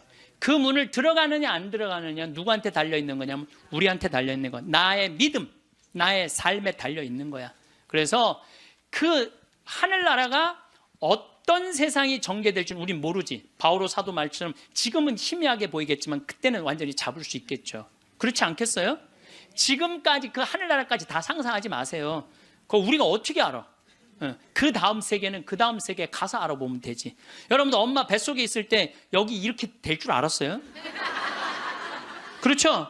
똑같은 거예요. 우리가 마지막 하늘나라는 하늘나라 가서 경험하면 되는 거예요. 하느님 온전히 믿고 이 세상 기쁘게 살면은 여러분들 행복한 나날 되고 마지막 날 영광스럽게 예수님 만나서 얼싸 안을 수 있으리라 생각을 합니다. 김수환 추기경님께서 2001년에 독일 어느 노인의 시라는 걸 옮겨 놓으셨는데 내용이 좋아서 마지막 기도로 바치겠습니다. 성부와 성자와 성령의 이름으로 아멘. 세상에서 으뜸인 일은 기쁜 마음으로 나이 먹고 일하고 싶지만 참고 말하고 싶지만 침묵하고 실망스러워질 때 희망을 갖고 마음 편히 공손하게 내 십자가를 지는 일, 젊은이가 힘차게 하느님의 길을 가도 시기하지 않고 남을 위해 일하기보다 겸손되이 남의 도움을 받으며 몸이 약해 아무 도움도 줄 수 없어도 온유하고 친절한 마음을 잃지 말자. 늙음은 무거운 짐이지만 하느님께서 주신 선물, 오랜 세월 때 묻은 마음을 세월의 무게를 담아 마지막으로 닦는다. 내 고향으로 돌아가려고. 이 세상에 나를 묶어놓은 끈을 하나씩 하나씩 끊는 것은 참 잘하는 일이다.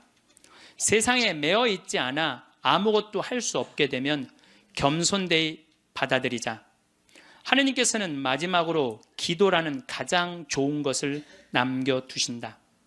손으로는 아무것도 할 수 없어도 두 손을 모으면 늘 할 수 있는 기도, 사랑하는 모든 일을 위해, 하느님께서 은총을 베푸시도록 빌기 위해, 모든 것이 다 끝나는 날 어서와 친구야, 너를 결코 잊지 않았어.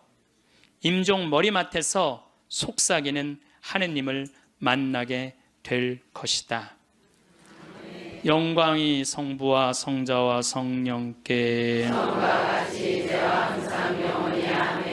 성부와 성자와 성령의 이름으로 아멘. 감사합니다. 황창현 신부님의 강의가 어떠셨나요? 부모가 자식에게 베푸는 사랑은 대가를 바라지 않는 순수한 사랑이라고 하는데요. 그런데 부모도 살다 보면 힘이 들 때가 있지요. 그럴 땐 이렇게 말합니다. 내가 너 키우느라 얼마나 고생을 했는데 하고요. 이 말에는 내가 너를 키우느라 이만큼 애를 썼으니 너도 노후에 나한테 보상해라 하고 바라는 마음이 깔려 있습니다. 사람인지라 삶이 버거울 때면 자식에게 기대고 싶거나 바라는 마음이 들게 됩니다. 그래서 부모가 자식을 원망하는 경우가 생기게 되지요. 부모가 되고 자식을 보면서 키우는 재미를 마음껏 누렸다면 자식이 이제 다 커서 효도를 하지 않더라도 조금도 서운하지 않을 것입니다.